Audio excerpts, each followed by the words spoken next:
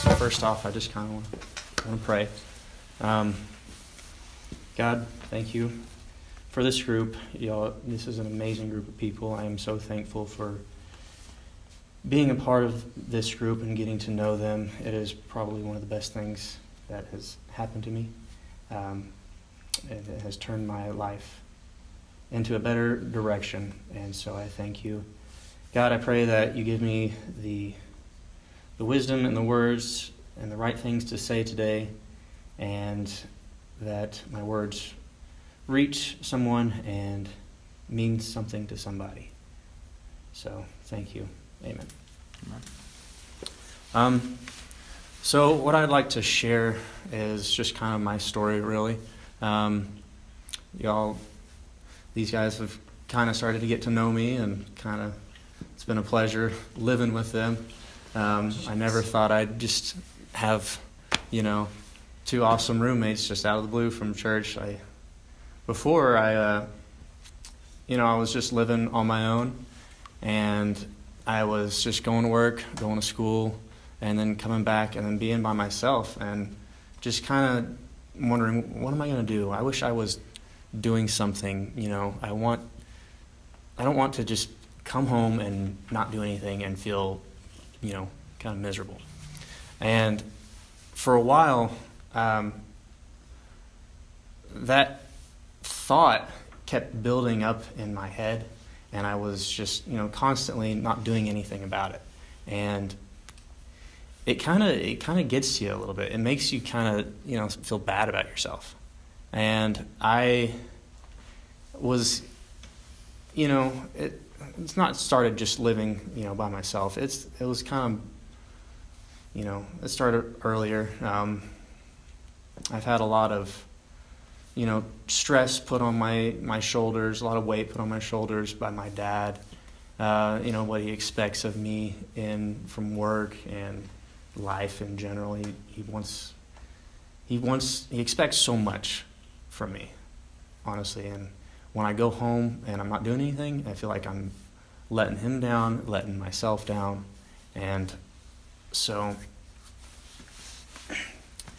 I'm not really sure where I'm going with this, but I am thankful for you, Derek, because you were constantly sending me text messages, hey, come out and hang out with all of us. And at first I was, I don't really want to do it. And I was still had that thought process of just keeping myself where I was, not doing anything, and just making it worse.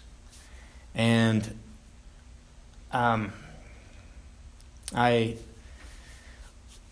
one day I was just feeling just terribly, just miserable. I'll just call it depressed. It was straight up depression. I had terrible thoughts. It was just dark thoughts in my mind, and I couldn't get them out. It was just sad. And my sister knows, really like the, deep down dark thoughts that I was having. She, is my closest, person that I share everything with. I won't go into much detail other than it was just not a good place. But when I first said, you know what, screw it, I'm gonna go to this, this deal. I'm gonna see what it's all about. And I'm so thankful for it, because honestly, when I first showed up, I was just kind of like, I don't know these people, I'm just that guy that's probably going to be here one day and never show up again, because that's just how I've always been. And I just decided, you know what, no, I'm just going to keep coming, see where this leads. And I'm really happy that I've stuck it out, because I've got to know every single one of you.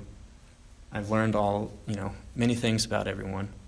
And I feel like I am a part of something where I didn't feel like I had that before.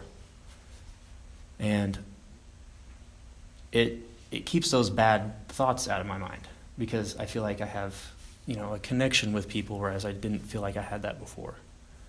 Wow, this is... It's good. This feels kind of intense. But, so I'm going to backtrack a little bit and kind of start when I was a little younger. I really, my parents were really, arguing. They weren't fighting, but they were arguing intensely, yelling and screaming, throwing things, and it was not a good, healthy place for, a kid who's 10 years old and two sisters to, be involved with. And just growing up with that all the time, I put myself, instead of just ignoring it, I don't know how to say this. I started playing video games. I blocked everything out. Video games was my escape. I totally dove into it, submerged myself into it, and ignored everything. Everything. I literally would play it from the moment I got home from school. I would think about it when I was at school. I wouldn't even talk to anybody at my school. I would put my head down and sleep. Every single class, to the next one, to the next one, to the next one. I mean, my grades just started plummeting. And it was just kind of hard because I grew addicted to it. Like any addiction, it was just so, it just takes over. And I still play it, actually. Same game, I still play it every now and then, just because it's there, and I don't play it as much, thankfully. I think I told you it's RuneScape. Oh my gosh! I started playing it. It's not to make fun of you, sort of a laugh. It's just a laugh. That's really funny that's the one. I started playing it in 2003, I think. You probably. And Are you playing the new one or are you playing the old one? I'm playing the old version of it. Oh man! But that's when I started playing it, and I haven't stopped playing it. That's just Never shows stop. you how long I've been Never stop. hooked on this game. And I've tried letting it go and, trying to get it out of my life, but I have these roller coaster deals where I am away from it, and then I'm back into it. And when I go back into it, I'm in it. And, oh gosh. Well,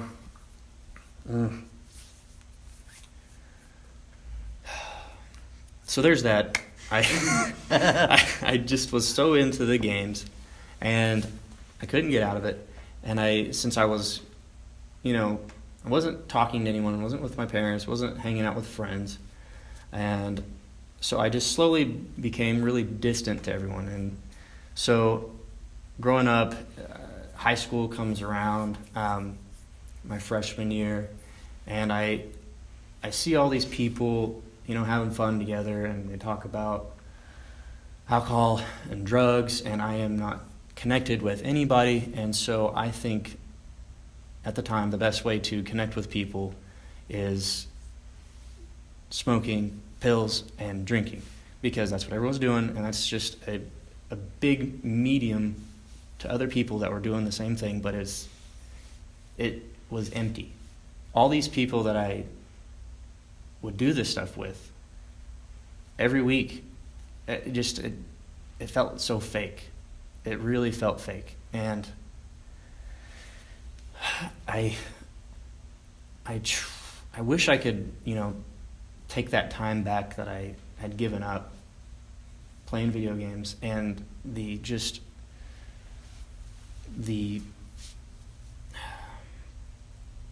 friendships that didn't really go anywhere. I could have had, real friendships and things that were lasting, people, that I could, still talk to today. And, oh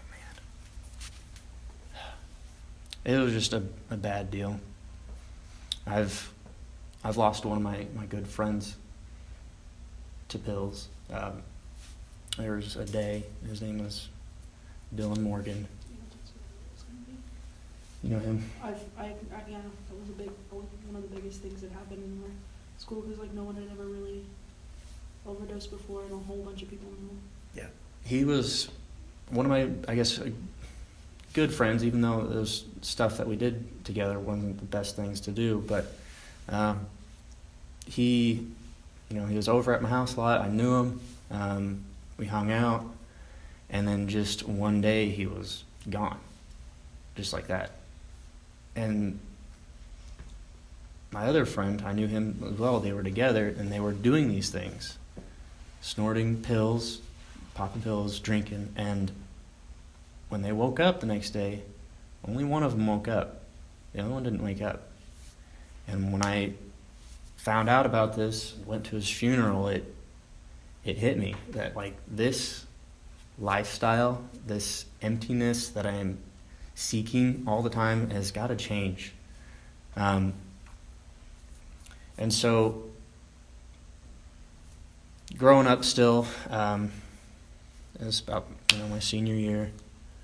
I finally quit all that, the pills. I quit doing pills. I still struggle even today with smoking.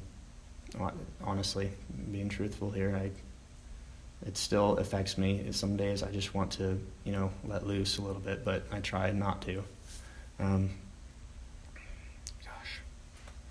Where am I going with this? Bring it back to Jesus. Yes. Yes. So I quit doing that. I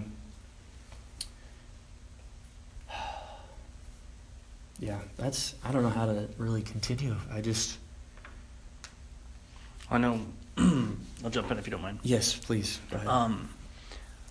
So I didn't really struggle with the same things, but I did struggle with my fair share of addictions, which for those of you who have known me for any amount of time, I have a very addictive personality, which now I look at you guys, you probably don't know me well enough to know that, but Like it's easy to get addicted to being around you?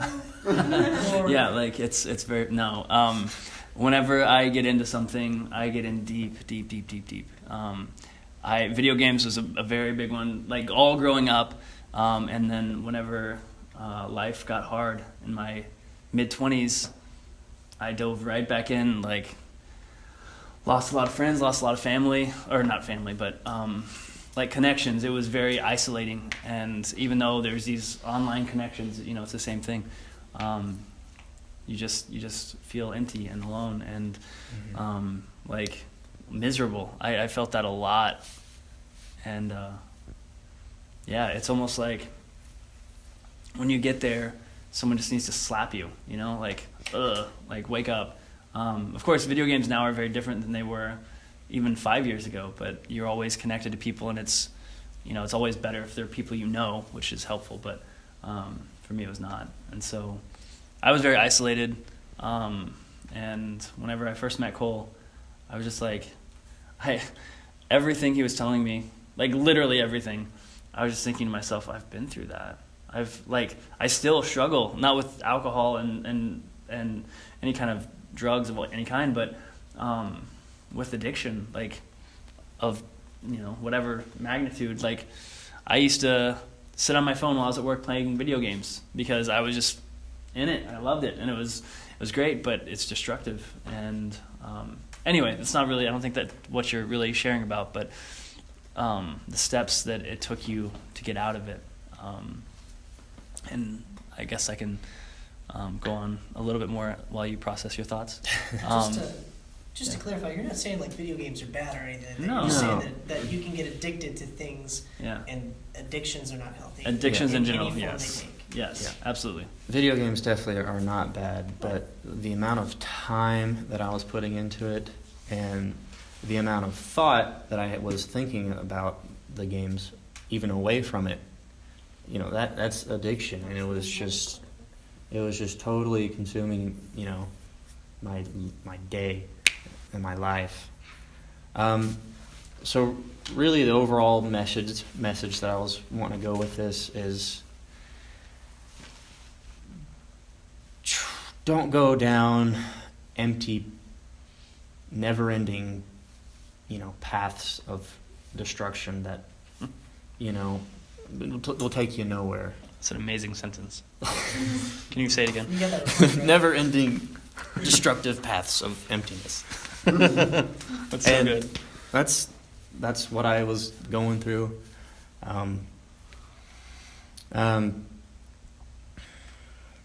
All the friendships that I thought were real never were real, because the connection between those people were fake. It's good to have real relationships with people that you can talk to and share with, real things. And that's what I encourage y'all to do, is find people you can be real with and share with, and not, just don't have regrets in your life. Regret is so, It utterly sucks. it sucks. And I am 23 years old, and I with these video games, I feel like I have a huge gap in my life where I missed out on a lot. And that's one of my biggest regrets. And Yeah, it's tough. What would you define as real connections?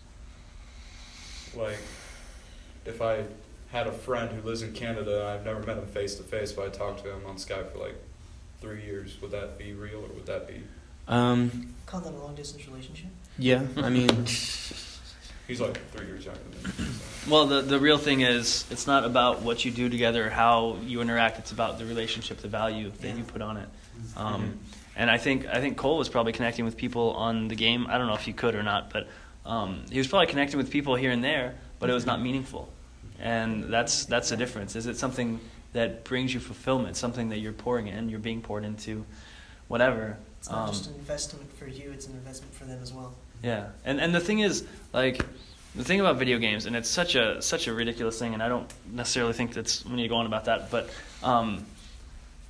it is designed to be a trap, and if you everything you pour into it, rarely. All the money things that happen. It rarely is something that has dividends that pay out. Like Cole, for the last 6 months, 7 months, whatever it's been, has been pouring into this group, investing and being invested in. It's actually been 5 months, I think. Perfect. We both started the same week. Awesome. I believe you. I don't. Yeah, I'm sorry. No, it's fine. It's good. But that's something that has dividends. It pays dividends. It's fruitful. And I think that's the difference is with what you're saying. Is it something that you take joy and take pleasure in? And it's not something that is empty. Is there good that comes from it, both in and out? So I think, Did you have I think a as a, Shane. Well, just on the factor of video games, which I'm not going to mention my issue with it, but I was just going to say, just to be bad for a minute, that you don't play video games because you have no life. You play video games because you have many.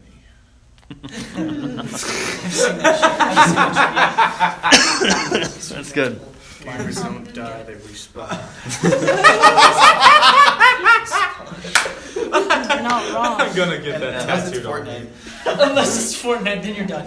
I will say that I'm kind of glad it was video games and not drugs or alcohol, because at least with video games you're here yeah. and There was there's a period of time, especially through high school, where I tried to replace video games with smoking weed, pills, drinking every weekend, almost all the time, even at school.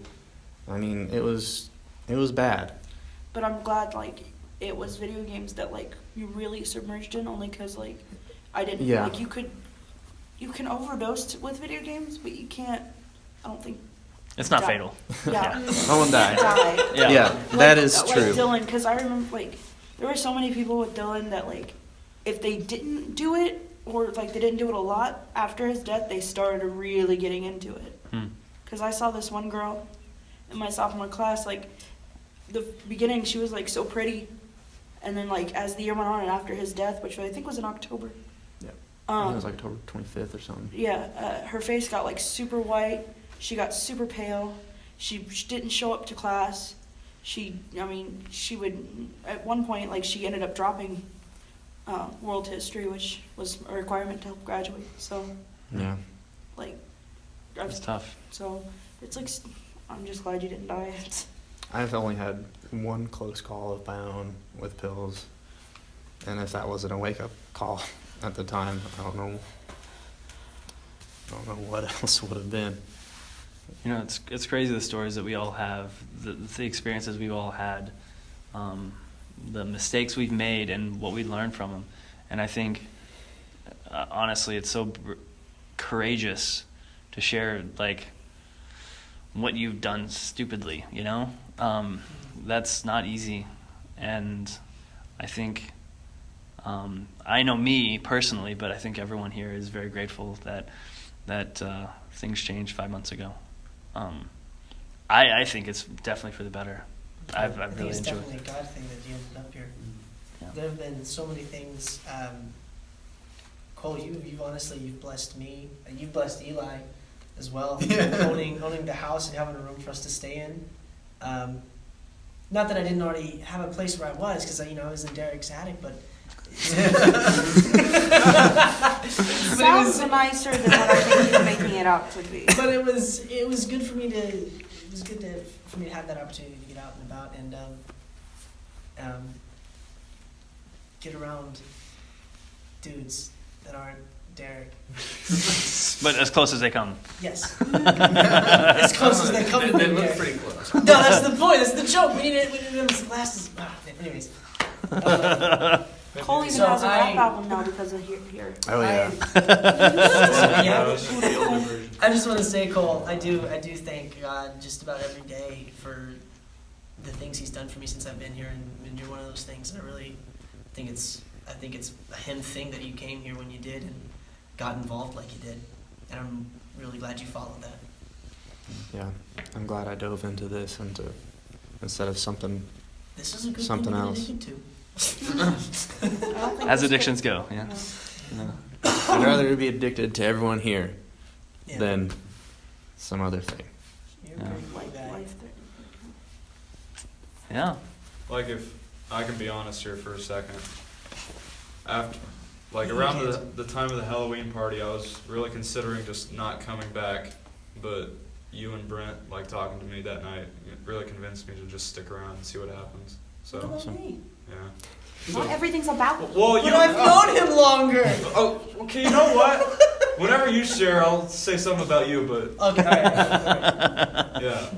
So, thanks for helping me stick around, too. I'm glad you stayed. Yeah. It's awesome.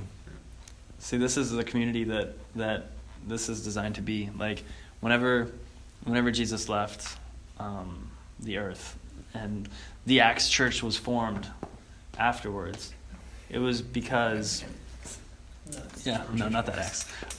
But the idea was people caring for and about people and loving one another and building community around that. That's the last And thing he said to do.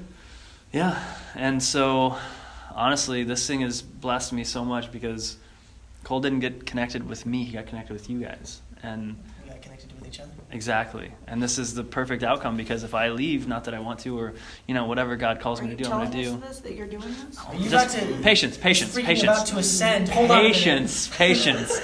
All I'm saying is whatever God calls me to do is what I'm going to do and where I'm going to go. So as long as He's got me here, you guys, I'm all in here. But the fact that you guys are building together and growing and adapting as one unit is just exactly what God would have for this group. I know it, and it is changing lives. You guys are changing each other's lives, whether or not you see it. My involvement is minimal. I think more organizational than anything, but truthfully, you guys being there for each other, growing together, it's everything I could have wanted for you guys. So thank you. Thank you, Cole. Thank Awesome. you guys. It's a good word. It's a good, terribly difficult story. There was a lot of things I thought about through the whole day of what I was going to share and what to talk about, and so about halfway through, all of it was storming in my brain at once. So Did you get it all out? I think so. I think I got everything out. It's good. I'd like to share a deal Ooh. on my phone. Is it candy? No, it's just a Bible verse that I. It's like candy. I'll take it. So, 2 Corinthians 9 and 10. Sorry. Let me Chapters. 2 chapters. He's going to read them both. Buckle up. Each time he said, "My grace is all you need. My power works best in weakness. So now I am glad to boast about my weakness, so that the power of Christ can work through me. That's why I take pleasure in my weakness and in the insults, hardship, persecutions, and troubles that I suffer for Christ. For when I am weak, then I am strong." That's a good one. I had forgotten about that one. It's good. You know, Jen one time, there's this, the way she worded it, it was really interesting. It's been a few years ago now, but it stuck with me. She said, "In our weakness, God's strength shines through." It's not that we're strong because He's with us; it's that His strength comes through us, and it's this different paradigm, almost like we're not strong because God empowered us. We're strong because God is working through us, and it's a different concept, a different mindset. But yeah, that's a great passage. It's It's not really good. that. It's not necessarily that He's giving us the strength, but He's using us as a conduit. Yeah. As the adapter on the end of the cord Yeah. that lets you plug it into your phone Yeah. easier.